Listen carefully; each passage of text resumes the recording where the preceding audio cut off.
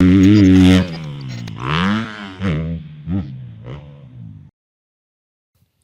like we talk about building, right? So we had the first year went decent. This year obviously was a step up. So we're watching this trend go up that we expect to go up for the next 5 years. For you, throughout your career, how often were you coming back to the same situation? Over and over. So like you had the same rides consistently. You weren't moving around. No, I thought you meant like it was always, my whole career was one step forward, two steps back. So the trajectory would always be, I mean, I could run you guys through it roughly. First year of Supercross 2012, rode for a factory KTM team. The bikes were, I think they were good. I can't remember. I was so unconscious then, just being 18 years old, having no idea what was going on in my life. I don't really remember much. The only thing I remember is being a nervous freaking wreck 100% of the time. And I remember a specific conversation with the team manager, and they said, oh, if you don't, get X place in this moto, then you're done. Literally, right? And that's, I mean, as my that's mechanics insane. get on the back of the bike. That's insane. And I'm 18. No. Getting timeline mixed up. First year of Supercross was on my own with Rudy Schellenberger, mxtrader.com, or not, my .net might have even been. It wasn't even a team. It was vintage. A guy that Rudy, who I still see to this day, he was at MetLife. He's awesome. Somehow saw a post of mine on Facebook and said, hey, I want to try to buy you a bike and let's try to see if we can go racing East Coast. I was living at GPF at the time. I was 15 turning 16. So this was going into 2011, and he buys me a Honda, 2011 Honda 250. I ride it at a place called Paradise, I feel like it was called, in South Carolina. Don't have suspension on it. Don't have anything. Got suspension for the first round. We went to Houston and I qualified 16th out of everybody, which nobody could believe. I couldn't believe it. I'd never been to a Supercross before. I didn't know what to do, or qualified 16th. I got 5th or 6th in the heat race and then ran 12th or 11th the entire main event, and then washed out in a corner and I got 16th. My first ever Supercross. It was That's crazy. It was bizarre. And then I ended up making most of the mains that year. Just a 16-year-old kid. Nobody knew who I was because my dad had ran out of money and sent me to GPF to live on a friend's couch in his motorhome, and just was like, good luck. Hopefully somebody notices that you're good because we're out of money. So Rudy sends me first year of Supercross. Fun, low pressure. Rudy was just happy to be there. I was just happy to be there. Year 2, signed to the factory KTM team. Now it's good bikes. You have everything around you in place to be able to be successful, other than the environment of the team was toxic all the way around. So now I'm 17 or 18 years old and surrounded by that. I still did pretty well. I think I was 11th to 12th in every single main. I never got a top 10. I remember that specifically because it was the failure of the season was that I didn't get a top 10. And looking back on it, that was if the mindset was different, that was a great year 2 of building, if the mindset was different. Because I went from being a 16th to 20th place guy to being 11th to 14th place guy. Great year of building. But in my mind, it was all over. Raced Supercross, thought it was a failure, raced outdoors first few rounds for the team, got let go from the team because I wasn't doing good enough in outdoors. Then rode for a private KTM team where I'm traveling around in this rig with a couple of the riders, and they're drinking and doing drugs in the motorhome. And I'm just an 18-year-old kid, what is going on here? Still doing pretty well the rest of that outdoor season. Then the next year, I'm in the litter box. I'm in my 1993 Ford conversion van that was spray painted black with litter box written on the back of it. Just living the dream. My bike is on a bike rack on the back of it, and buy a couple of Kawasaki's TLR does the motor the best he can, as cost effectively as he can. Factory Connection does the suspension, and I go to the races by myself in 2013. I was living at Club MX for that year. Trained pretty well preseason. Top 10 in points. 4th at Indy Supercross. Almost got a podium. 6th place, 7th place, 8th place. Like right back up to, again, if the mindset was just, if I could just learn and grow, the trajectory was perfect, but it was such a roller coaster of emotions the entire time that it didn't feel like I was doing this. It just felt like I was doing this. So killer year. Then I go outdoors on the 450. The bike was horrible. The suspension was horrible that year. It was like the first year they had air forks and it was just really bad. Killed it. I was top 10 speed in outdoors. I rode like 15th to 18th place, scored points at every round, like killed it. Each year, by the way, my 2-digit number is getting lower and lower. It goes from 93 to second year. So I earned 93. 2012, I was 93. 2013, I was 73. 2014, I was 57. I was riding for Club MX Honda team now. Vince Friese was my teammate. Jace Owen was my teammate. Same exact problem. Now I have a good bike. Now I have a team around me. Now I have a semi. And the environment wasn't good. Brandon at Club MX was not mature enough yet, I don't think, to be able to run a team right. I certainly wasn't mature enough to know what the heck was going on still.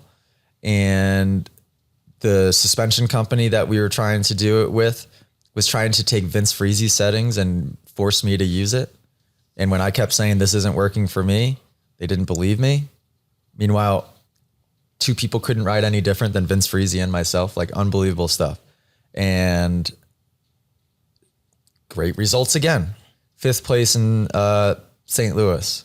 Could have been it was like a photo finish. It was Baggett, me, and somebody else going off the finish, 3rd, 4th, 5th. 6th place, 7th place that year. I don't know what I got in points, but like I was consistently up there.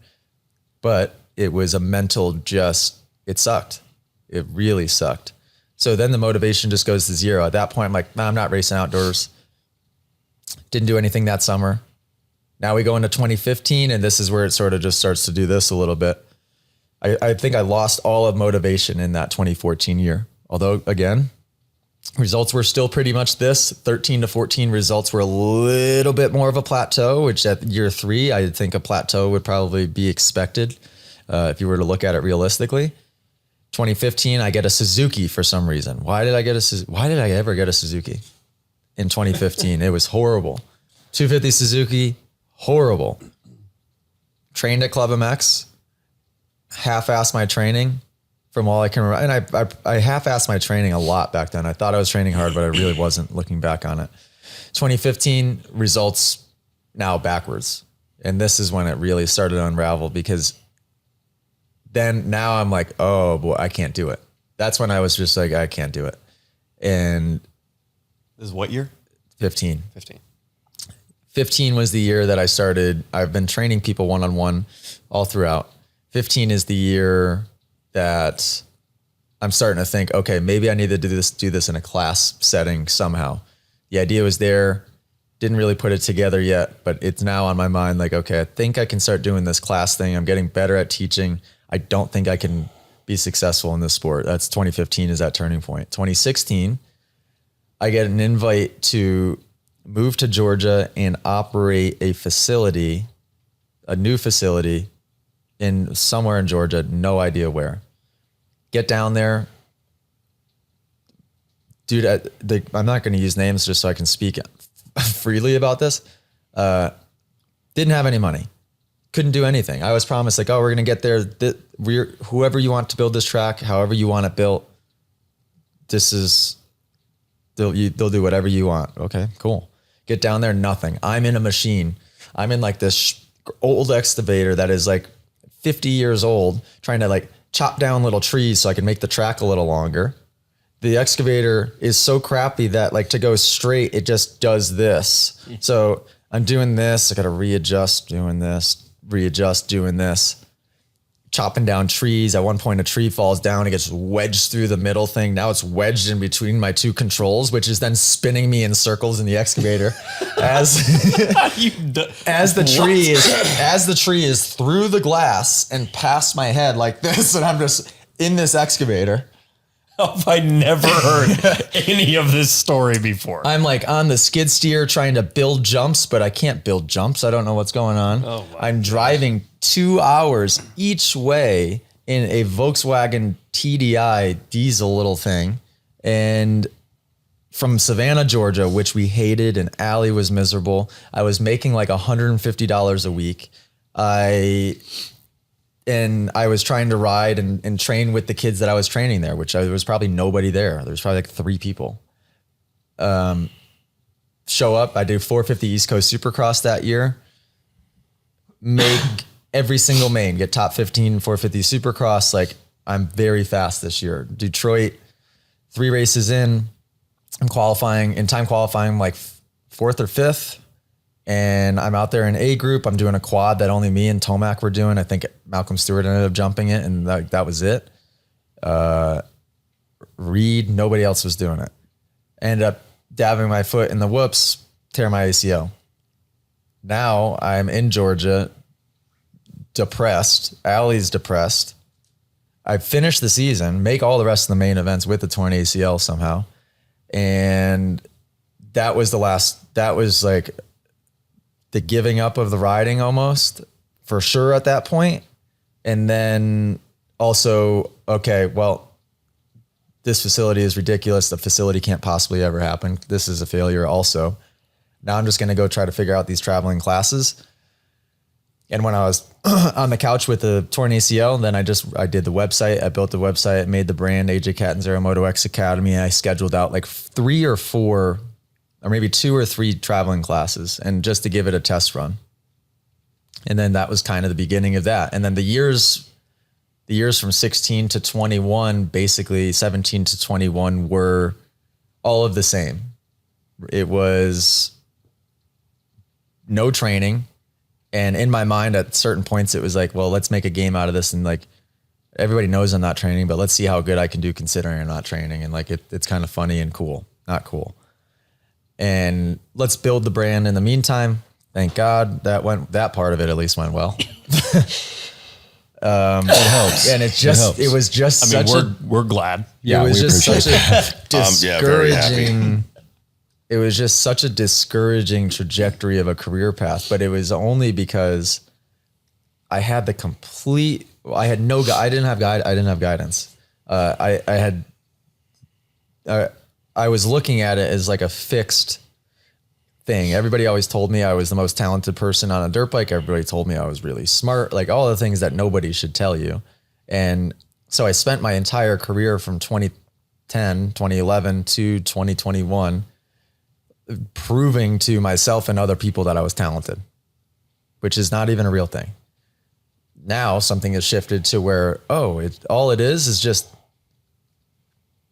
building. It doesn't matter how old you are. It just, what it does is it completely unlocks takes away fear, because you look at things logically. There's nothing to actually be scared of, other than dirt bikes can be dangerous and scary sometimes. And now it's just like, I can see clearly now. 5 years, 2028. If I make a 5-year plan, why couldn't I win a Supercross championship in that 5-year plan if I did it the right way? Not to mention, who cares if I don't? Who cares if I make that goal? Who cares if I tell that goal to the entire world and don't reach it? But what is the byproduct of not reaching that goal? Race wins? Heat race wins, podiums. That's not bad. The only failure you're going to have is if you don't have the persistence. I mean, the more persistent you are and not giving up, you'll never hit failure. Failure is when you stop. What was my goal? Like what's our goal been sort of low key, even if we've meant to try to avoid this the last 2 years? What's the goal been? The last 2 years? When we're physically at a race, what is kind of, have fun, make the main. Okay. Yeah. So that's wrong. The first part's right. The second part's wrong. So because if your goal is make the main, let's use 2020 let's use 2022 as an example. I didn't accomplish one of my goals, not a single one of them. But because my goals are ridiculously high now. But what it did is it created I was accomplishing and ticking all of these things off the list that like I never would have thought 2 years ago would have been possible because the goals were just outrageously high. But I didn't have the expectation of obtaining them. I just knew that it was like more of a long-term vision. Because if your goal is to make the main event and you don't reach that main event, what's the byproduct? Like periodic main events, barely getting into the main events via LCQ. Like that's where that type of mindset puts you. Yep. It's a dangerous mindset to have. Like the more that I think about it, I think that as long as you can learn to not have expectation short-term, everybody's goal should be to win, probably.